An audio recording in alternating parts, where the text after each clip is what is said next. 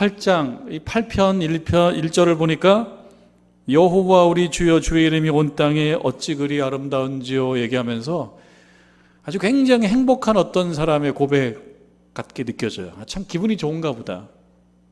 굉장히 기분이 좋은가 보다. 뭔가 굉장히 만족한가 보다. 이런 상황을 행복하다 이렇게 말할 수도 있겠다 싶어요.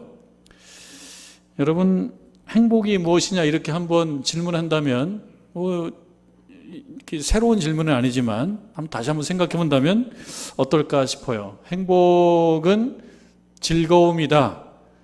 예, 맞는 말입니다만 충분하지는 않답니다. 그러니까 행복은 즐거운 것이긴 하지만 즐거움이 곧 행복은 아니다. 그런 얘기합니다. 행복은 즐거움과 함께 의미가 같이 포함이 되어야지만이 그게 행복하다라고 하는 것입니다. 그냥 재미있고 즐겁기만 하다 그러면 그거는 오래 가지 못한 거예요. 마치 그 사이다를 먹으면 갈증이 없어질 것 같지만 또 갈증이 오듯이 뭐 그런 겁니다. 즐거움만 가지고는 행복하다고 말할 수가 없답니다. 그래서 의미가 있고 즐거워야 되는데 의미가 있고 즐거운 활동, 가장 대표적으로 의미가 있고 즐거운 활동, 가장 사람들에게 많이 와닿는 것은 그 활동은 여행이라고 합니다. 여행. 가슴이 설레이는 거예요. 여행이라고 하는 것은. 근데 여행은 또 관광하고 조금 구별을 하더라고요. 여러분, 관광하고 여행은 비슷한 말 같은데 구별한다 그러면 어떤 차이가 있겠나 한번 생각해 보실까요? 관광 여행 같은 거 아니야? 그런데 또 어떤 학자들은 구별을 해요. 관광은 그냥 보는 거예요. 수동적으로 보는 거예요. 막 많은 노력을 하지 않는 겁니다. 그렇게 얘기를 합니다. 수동적으로 보는 것을 얘기한다면 여행이라고 하는 것은 조금 다르다. 여행은 새롭고 낯선 환경을 의지적으로 찾아가서 그 새로움과 낯선 환경, 그곳의 공기를 마시면서 자기를 만나는 거래요. 자기를 만나고 또 자기를 발견하는 거래요. 새로운 곳, 낯선 곳에 가서 그 낯선 곳, 새로운 무대에 서 있는 자기 자신을 객관적으로 보는 거래요. 객관적으로 보게 되면 자기가 자기를 만나는 거죠. 자기를 객관적으로 보지 못하면 자기를 잘 모릅니다. 자기를 못 만납니다. 내가 어떤 사람인지 잘 모르고요. 내가 어떤 마음에 뭐 아픔이 있거나 상처가 있거나 어려움이 있거나 이걸 잘 모르고요. 근데 자기를 객관적으로 새로운 무대, 낯선 환경 속에 올려놓고 그것을 객관적으로 보게 되면 자기를 발견하고 자기를 느끼고 그러면서 어떤 부분은 치유가 되고 그런 마음을 가지고 또 자기 익숙한 자기 삶의 자리로 돌아오는 것, 그렇게 보면 여행은 굉장히 유익하다 그런 생각이 듭니다. 꼭 비행기를 타고 멀리 가야 되는 건 아닐 겁니다. 왜냐하면 낯선 곳이라고 하는 것이 꼭 다른 나라에만 있는 것도 아니고요. 기차를 타고 또 몇 시간씩 꼭 가야지만 낯선 곳이 나오는 것도 아니고요. 생각해 보면 여러분들 성북구 어느 곳도 모르는 곳이 많아요.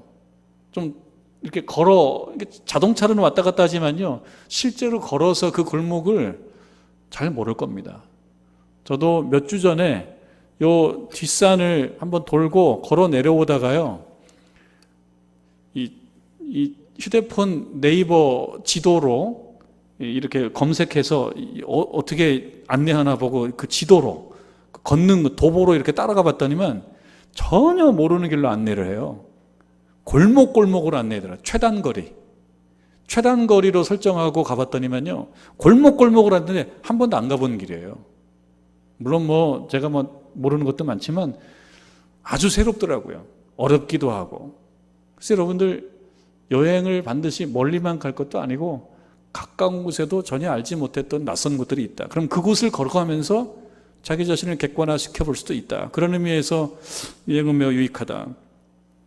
예술가들에게 있어서 낯선 환경과 새로움의 경험은 매우 중요하다 그러는데, 어떤 연구에 의하면 1850년도에서 1945년 요 어간에 태어난 매우 유명하고 유력한 예술가들을 추적해서 조사했대요. 200명이 넘네요. 보니까 200명이 넘는, 우리가 이름만 대면 알만한 피카소라든지 또는 고흐라든지, 조금 낯선 이름이지만 클레라든지 칸딘스키라든지 이런 사람들을 추적해서 그들의 작품을 봤는데 뭘 봤냐면요, 이들이 낯선 곳, 새로운 곳을 여행을 하는 과정에서 혹은 여행을 하고 난 이후에 예술작품, 그림을 그린 것과 그렇지 않고 평범할 때 그린 그림의 가격 차이를 조사해 봤대요. 재밌죠? 경매가, 언제 나온 그림을 해봤더니만 낯선 곳, 새로운 환경을 걸어보고 바라보고 또 느껴보고 거기서 자기를 발견하고 하면서 그린 그 그림의 그 경매가가 그렇지 않을 때에 비해서 약 7%가 비싸대요. 7%가 별거 아닌 것 같지만 여러분, 이렇게 유명한 뭐 피카소의 그림이라든지 고흐의 그림들은 몇십억, 몇백억도 갑니다. 그러면은 7%면은 이것도 억대예요. 굉장한 차이인 거예요. 그 얘기는 뭐냐면 의도적으로 낯선 환경, 새로운 환경을 경험한 사람에게는 보다 창의적인 뭔가가 나오더라라고 하는 거죠. 보다 창의적인 것, 보다 새로운 어떤 발상이 생긴다는 거죠. 그런 의미에서 우리들도 새로운 환경, 낯선 곳 좀 관심을 가질만 합니다. 우리는 예술가는 아니지만, 화가는 아니지만 우리들도 생활 중에 어떤 생활 작품들을 만들어가는 인생입니다. 그렇게 보면 우리들에게도 때때로 너무 잘 알고 친숙한 상황 속에서만 있을 게 아니라 가까운 곳이라도 좀 낯선 뭔가를 좀 찾아보고 추구해 볼 만하구나, 이런 생각을 해보게 됩니다. 좀 낯선 곳, 새로운 곳에서 자기를 만나고 자기를 발견할 때 새로워진다는 거예요. 그래서 뇌가 새로워진다는 거예요. 뇌가 새로워지니까 보는 것도 새로워지는 거죠. 뇌가 새로워지면 그거를 창의성, 창의적이라고 얘기를 하는 겁니다. 여러분, 새롭고 낯선 환경을 접하고 만나고 그 가운데 자기를 경험하고 자기를 만나는 것만으로도 이렇게 그림을 그리면 7%, 10%씩 비싼 작품을 만들어낼 수 있다면 우리가 밟는 그 어떤 곳에서 나를 만나는 것을 넘어서서 그 모든 것을 만드시고 창조하신 우리 하나님을 만나는 경험을 한다면 우리의 뇌는 얼마나 더 새로워질 수 있을 것인가? 여러분, 좀 흥미롭지 않습니까?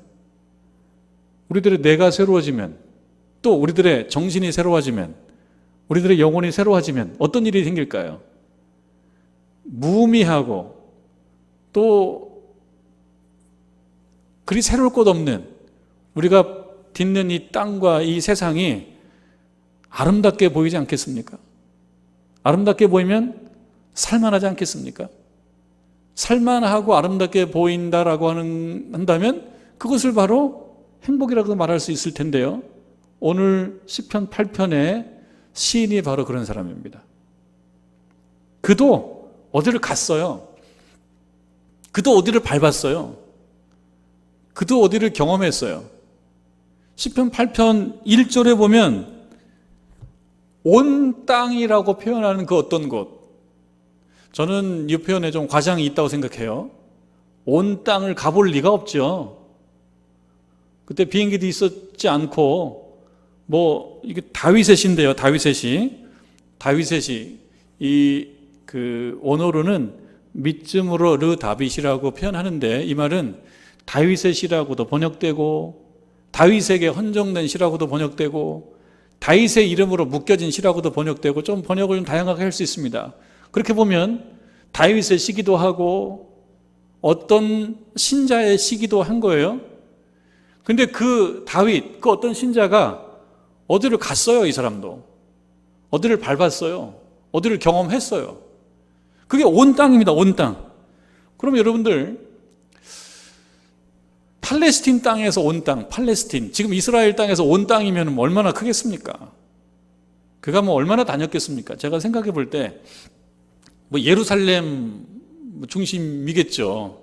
사실 가보질 못했습니다만 영상으로 보고 또 듣고 그랬어요. 그러니까 예루살렘이 가보고 싶은 도시이기도 해요. 오래된 유서 깊은 도시고, 또 정말 거기에 종교의 어떤 발원지라는 느낌도 주고, 또 하여튼 성경 말씀에 또 배경이 되고, 예루살렘 가보고도 싶고 그래요.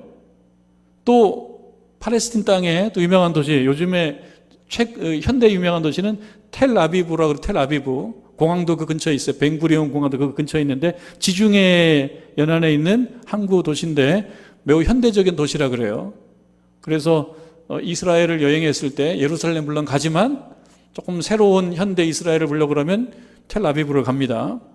그리고 뭐 우리가 가보지 못했지만 저 북부 저 높은 만년설이 있다고 얘기하는 헬본산 있죠.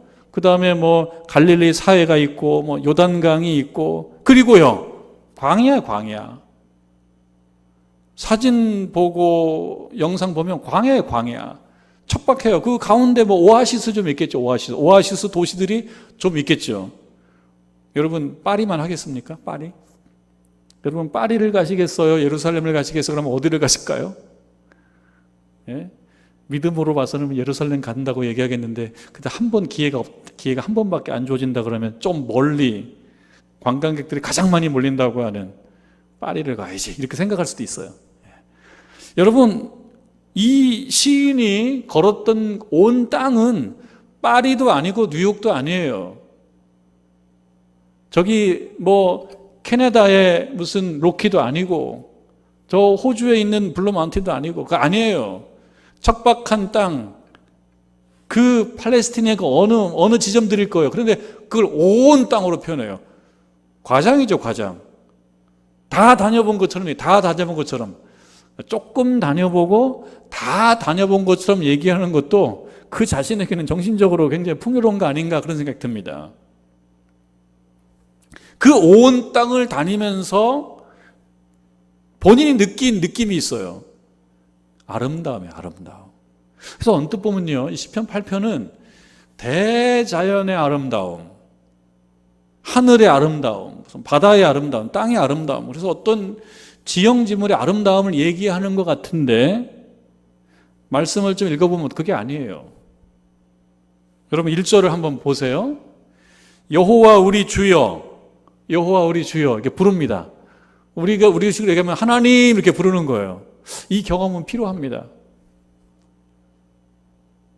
여러분 순종 얼마나 잘하나 한번 아동부처럼 한번 해볼까요? 아동부처럼 순종 얼마나 잘하나? 여러분 하나님 한번 불러보시겠어요? 같이 한번 불러봅니다. 하나님. 순종 잘하시네요. 쑥스러워서 못하실 줄 알았는데 잘하시네요. 근데 여러분 혼자 있을 때 하나님 이렇게 불러봤을 때 그 느낌 좀 특별합니다. 굉장히 사적입니다.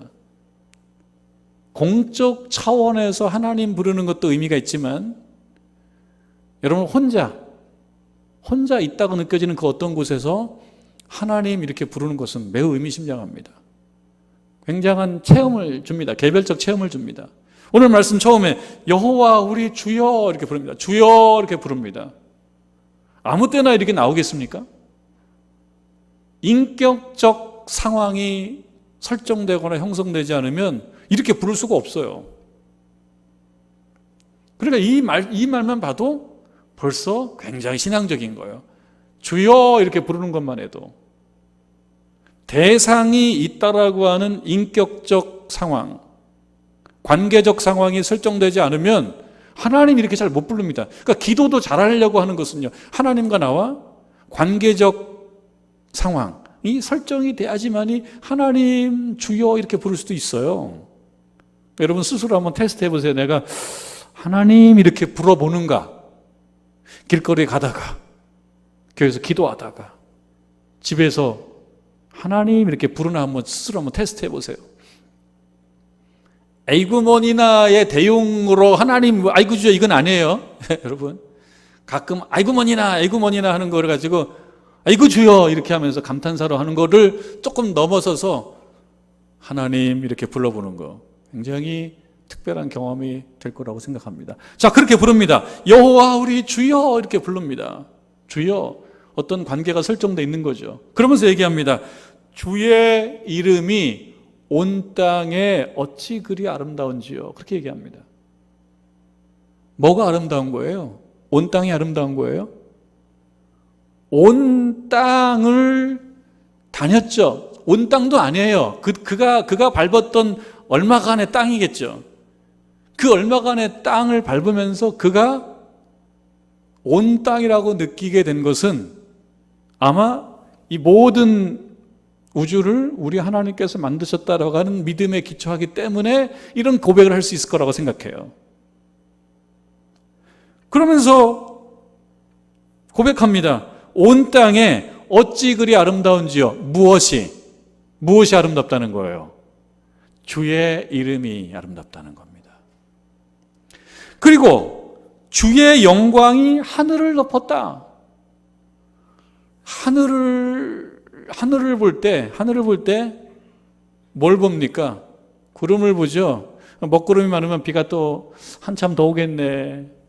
장마가 진짜 기록적인 장마라 그러는데 언제 저 구름이 거칠 거야 라고 하면서 우리를 하늘을 보면서 구름을 보고 그 다음에 바람을 느끼는 것으로 끝날 수도 있는데 이 시인은 하늘을 보면서 구름이 덮였다고만 느낀 게 아니라 하나님의 영광이 덮여있다라고 느끼는 거예요. 그러니까 그냥 단순히 물리적인 그 시각, 물리적인 어떤 시력을 조금 넘어서서 그걸 너머에 뭔가 최소한 정서적인 어떤 느낌을 갖는 거예요. 그게 뭡니까? 하나님이 하늘에 계시네. 다른 말로 얘기하면 영적인 감각이라고 볼 수 있죠. 그 영적인 감각이 작동하다 보니까 하늘을 보면서 하나님을 느끼는 거예요. 그리고 그 하나님으로부터 뭘 느끼냐면 아름답다라고 느끼는 겁니다.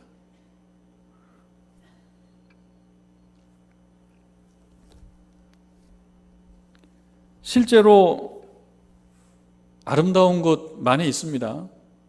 이 팔레스틴 땅뿐만 아니고 실제로 좋은 곳 많이 있는데 그곳을 간다라고 해서 그것이 관광으로 그치거나 관광보다 조금 더 앞서가서 그저 여행으로 자기를 만나거나 이 선에서 머물러 있다 그러면 하나님을 느낄 수는 없을 수 있어요.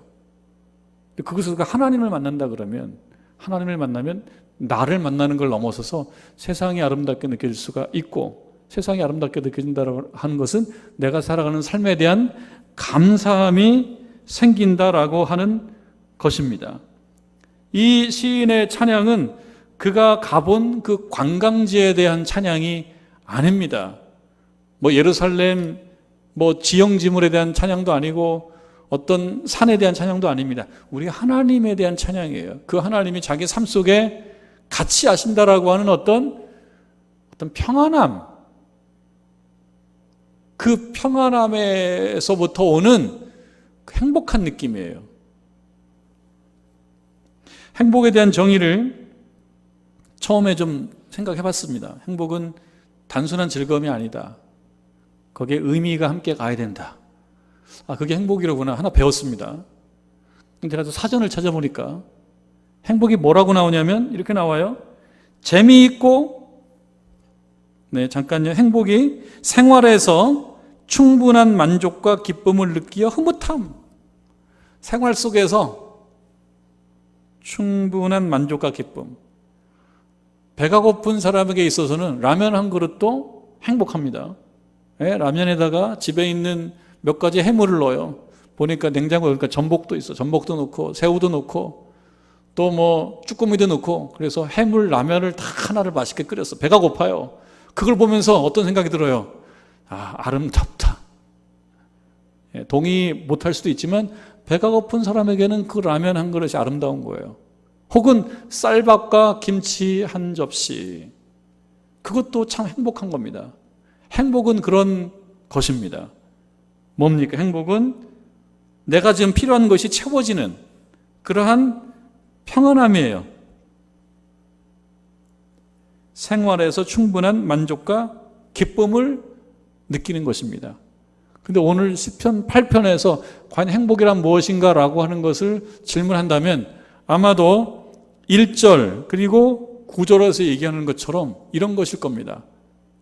아름다움을 느끼는 거예요.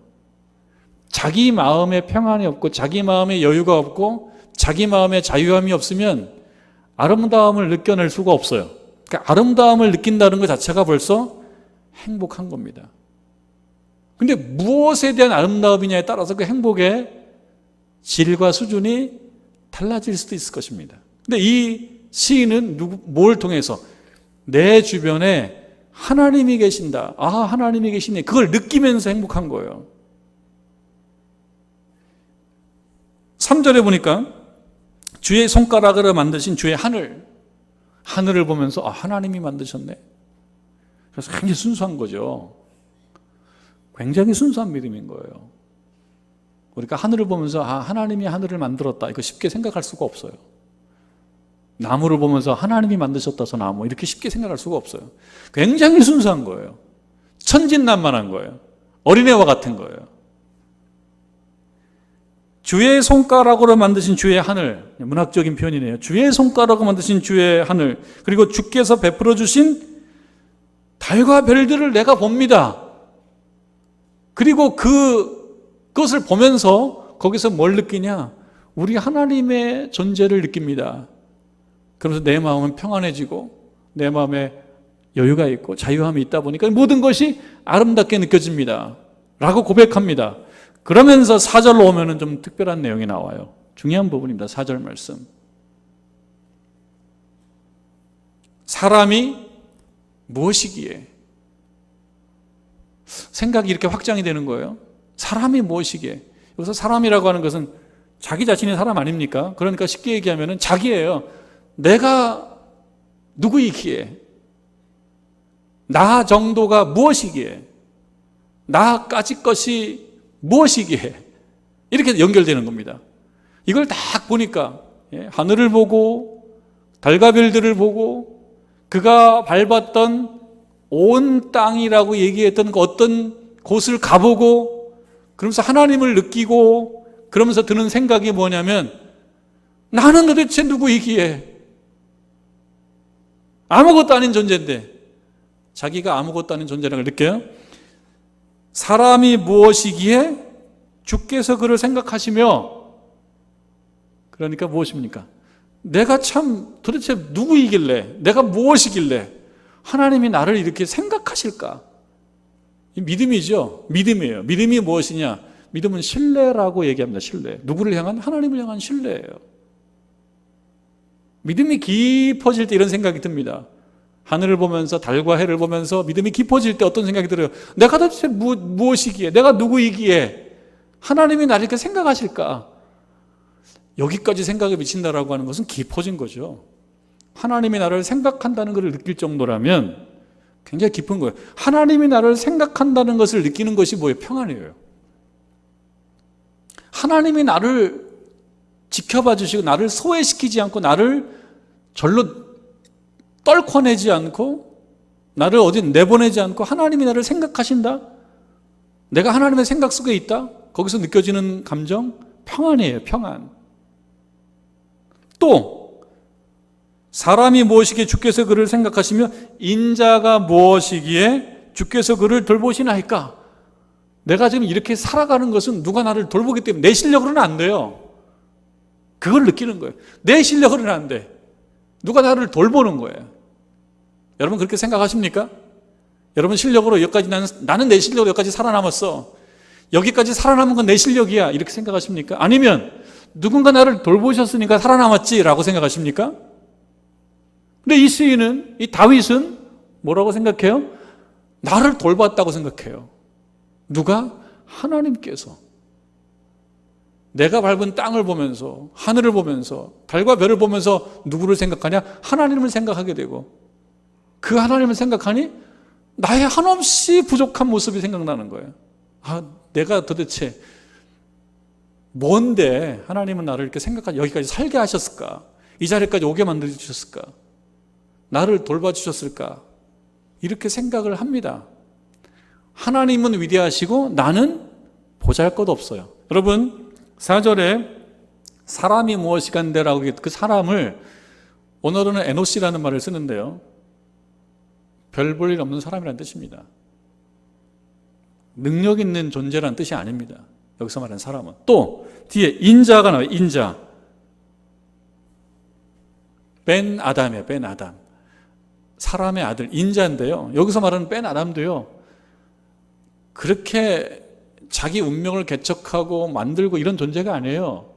그냥 별 볼 일 없는 존재를 얘기합니다. 그냥 평범한 존재를 얘기하는 거예요. 사람과 인자는요, 그 부족한 존재인 나를 생각하는 겁니다.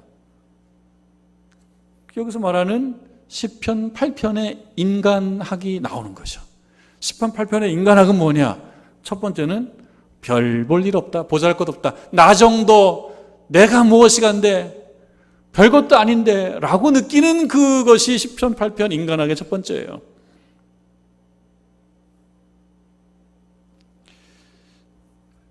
철학 조류 중에 실존주의 제가 몇 번 말씀드렸는데, 실존주의, 여기서는 실존이라는 건 실제로 존재한다는 뜻이 아니고요, 실제로 존재한다 그게 실존이 아니고, 철학 전문 용어로 얘기하자면 실존주의는, 여기서 말하는 실존은 사람을 얘기해요. 그러니까 실존주의는 뭐냐? 사람주의예요. 사람주의. 사람 중심주의가 실존주의입니다. 근데 여기서 말하는 사람은 어떤 사람이냐? 굉장히 유능한 존재를 얘기합니다. 실존주의의 인간은. 처음에는요, 어떻게 존재했는지 모를 정도로 툭 던져진 존재라고 얘기합니다. 철학자들이 하는 어려운 용어 중에 피투성, 던져진 존재, 피투성, 던져진 존재. 잘 모르겠지만 던져졌어요. 던져주니까 뭘 해야 될지 잘 몰라요. 그런데 그 인간은 던져져서 커서 자라면서 어떤 존재가 되냐? 자기가 자기 운명을 개척하는 존재가 된다는 거예요. 내 쓸모는 결정된 것이 아니야. 내 운명은 결정된 것이 아니야. 내 용도, 내 쓰임새, 내 본질은 결정된 것이 아니야. 내 본질과 내 용도와 내 쓰임새를 결정할 만큼 나는 유력한 존재야 라고 말하고 싶은 것이 실존주의예요. 괜찮죠, 여러분? 자기 자신이 무능하고 못났고 이렇게 생각하는 것보다는 나는 나를 개척할 수 있어, 내 운명을 개척할 수 있어 라고 생각하는 거 괜찮죠. 좋은 생각이라고 생각해요. 근데 그러다 보니까 이게 강해지면 뭐가 되냐면, 하나님은 필요하지가 않아요. 왜냐하면 내가 유능하니까. 내가 내 존재를 다시 재설정도 할 수 있는 존재, 내 용도와 내 쓰임새를 내가 규정할 수 있는 존재이기 때문에 굳이 하나님이 필요하지 않아요. 그러니까 이 실존주의는 그 앞에 무신론적이라는 말이 들어가는 경우가 많습니다. 무신론적 실존주의라는 말이 들어갈 때가 많아요. 그렇게 보면 시편 8편은 정반대죠. 나 정도가 나까지 게, 이 보잘것없는 존재. 시편 8편이 얘기하는 인간학은 무신론적 실존주의가 아닌 거예요. 처음에는 나는 부족한 존재, 나 정도가. 그런데 여기 보니까 사람이 무엇이간데 주께서 그를 생각하시. 그러니까 시편 8편의 인간학은요, 자기 혼자에 대한 얘기가 아닙니다. 누구 얘기입니까? 하나님 앞에선 나예요. 여기서 말하는 우리의 인간학은 하나님 앞에선 나예요. 하나님 앞에 있는 나예요. 근데 그 하나님은 어떤 분이시냐? 나를 지으신 분이에요. 나를 생각하신 분이에요. 그러니까 내가 유능하고 내가 모든 걸 할 수 있고 내가 형통하고 할 수 있는 것은 내가 훌륭하고 내가 잘나서가 아니고 무신론적 실존주의적 인간이 아니고 하나님 앞에 선 나, 하나님의 생각의 대상이 되는 나이기 때문에 내가 괜찮게 살 수 있다 라고 하는 고백입니다. 또 인자가 무엇이기에 주께서 그를 돌보시나이까? 나 혼자 할 수 없어요. 돌봐주시는 누가 필요한데 그게 누구냐? 우리 하나님이에요. 하나님께서 나를 돌봐주셨기 때문에 나는 여기까지 왔어. 다윗의 고백입니다. 그것이 내 능력으로 여기까지 왔다. 그건 믿음이 아니죠. 신앙이 아니죠. 뭐가 신앙이고 뭐가 믿음입니까? 하나님이 돌봐주셨기 때문에 여기까지 왔다. 라고 생각하는 그 자기 이해, 그건 실존주의의 인간학이 아니고 시편 8편에서 얘기하는 신학적 인간학입니다. 사람이 강하죠. 어떻게 비행기를 띄워요, 정말. 쇳덩어리를 어떻게 띄워요. 생각해보면 참 대단해요. 어떻게 몸에다가 인공관절을 만들어서 넣고 또 눈이 안 보이는데 이식을 시켜주고 또 뇌 수술을 해가지고 뇌 어떤 부분을 치료해주고 혈관을 잘라서 이식시켜주고 그런 일들을 할 수가 있어요, 인간이. 그런 거 보면은 훌륭합니다. 대단합니다. 그럼에도 불구하고 어느 한 부분만 망가지면은 쓰러지는 존재가 또 인간입니다. 강한 것 같지만 굉장히 약한 존재. 눈에 보이지 않는 이 바이러스 앞에서 전전긍긍하는 존재. 피해 다닐 수밖에 없는 존재. 또 인간이에요. 저희 아이가 사실 한 10일 전에 국내로 잠입해 들어왔기 때문에 격리를 하는데 걔를 어디서 격리를 시키지 못해서 제가 교회에서 격리하고 있어요. 제가 교회에서 자고 있어요. 한 10일 잤어요. 교회에서 자니까 좋습니다. 그런데 힘든 것도 있어요. 그러니까 뭐가 힘드냐면 얘들은 좀 하나님이 안 만들으셨으면 좋았을 텐데 하는 것들이 있어요. 너무 진지하게 말씀드렸나요? 눈을 이렇게 뜨고 보고 계시네요. 이것들은 좀 안 만들었으면 좋겠는데 주로 야행성이에요. 앵앵거려요. 아시겠어요? 모기들 어디서 이렇게 나오나 몰라요. 무척 많이 잡았는데 또 있어요. 자다가 보면 또 물어요. 여러분, 모기하고 사람하고 비교할 수 있습니까? 그런데 생명체 중에서 사람을 제일 많이 죽이는 게 또 모기예요. 1년에 어떤 독충보다도 더 무서운 게 모기예요. 모기한테 물려서 죽는 경우가 굉장히 많고 모기로 인한 질병이 굉장히 많습니다. 사람이 굉장히 훌륭하고 강하고 위대한 것 같으면서도 또 한편으로는 허점이 많고 연약하고 부족한 존재. 우리 몸의 어떤 부분만 하나만 딱 망가지면 절대 움직일 수 없고 그 다음에 생명도 보존할 수 없는 그런 존재가 바로 인간입니다. 지금 이 시편 8편은 그걸 보는 거예요. 강한 모습만 보는 게 아니에요. 하나님 앞에서 얼마나 부족한 존재인가, 얼마나 먼지만 난 존재인가. 이 우주를 생각하면 얼마나 큽니까? 얼마나 큽니까? 태양계 수금지와 목토 천해 명왕성은 옛날에 이게 제가 보니까 명왕성 제일 끝에 있는 명왕성은 비슷한 행성이 몇 개 있어서 놀까 말까 다 뺐다 그래요. 근데 이 태양계의 지름만 해도 몇 년 걸려요. 광년. 몇 년간, 몇 광년. 정확한 제가 전문가가 아니다 보니까 이 자료 저 자료 좀 틀린데 찾아보니까 빛이 4년 동안 가야지 이 지름을 통과한대요. 그런데 이러한 태양계가 우주에 한 200만 개쯤 된대요. 어마어마한 거죠. 그러니까 그냥 하는 얘기죠. 그렇게 엄청나게 큰 이 우주 속에 우리 인간은 아주 먼지만 못한 그런 존재인 거예요. 그러니까 하나님 앞에 하나님을 발견하고 하나님의 위대함을 알게 될수록 우리는 매우 부족한 존재라는 걸 깨닫게 돼요. 연약한 존재라는 걸 깨닫게 돼요. 그러면서 나를 생각하시고 나를 돌보시는 하나님이 있으면 그 연약함을 넘어설 수 있는 존재라는 것을 느끼게 되는 거. 거기서 오는 평안함, 거기서 알게 되는 그 아름다움, 그것으로부터 행복해지는 존재가 바로 신자이다. 그 이야기를 8편이 하고 있습니다. 여러분들 여행으로 돌아가 보면 재미와 의미가 있는 가장 대표적인 활동이 여행이라고 그러니까. 근데 그 여행은 뭐냐면 낯설고 새로운 곳을 찾아가야 된다는 것이니까 한번 해볼 만합니다. 버스를 타고 가시든지 또는 전철을 타고 가시든지 30분 1시간 거리 가서 눈으로 보는 것만 아니라 한번 걸어보고 거기에서 국수도 한 그릇 사 드셔보시고 그러면 뭔가 새로움이 느껴질 겁니다. 근데 그걸 넘어서서 오늘 시편 8편처럼 그곳에서 나를 만나고 나를 발견하는 것을 넘어서서 하나님을 만나고 하나님을 발견하고 하나님을 느낀다면 우리 인생이 그만큼 넓어질 수 있으며 그만큼 아름다워질 수 있으며 그만큼 복되어질 수 있을 것이다. 그 메시지를 오늘 우리에게 준다는 것을 잘 아시고 여러분 한 주간 우리 주님 만나고 우리 하나님 만나고 여러분 보는 모든 것들이 아름다워지며 은혜로워지는 저와 여러분 되기를 주님의 이름으로 축원합니다.